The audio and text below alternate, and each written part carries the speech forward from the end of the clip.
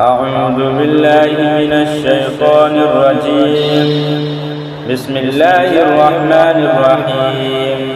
يا أيها الناس اتقوا ربكم الذي خلقكم من نفس واحدة وخلق منها زوجها وبث منهما رجالا كثيرا ونساء واتقوا الله الذي تساءلون به والأرحام إن الله كان عليكم رقيبا. وآتوا اليتامى أموالهم ولا تتبدلوا الخبيث بالطيب ولا تأكلوا أموالهم إلى أموالكم إنه كان حوبا كبيرا.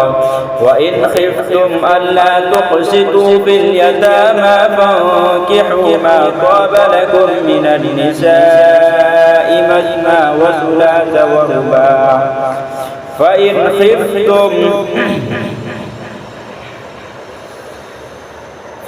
خفتم ألا تعدلوا فواحدة أو ما ملكت أيمانكم ذلك أدنى ألا تعولوا.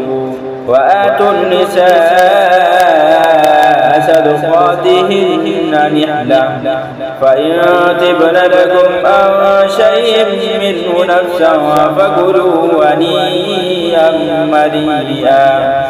ولا تؤتوا السفهاء أموالكم التي جعل الله لكم قياما وارزقوهم فيها واكسوهم وقولوا لهم قولا معروفا.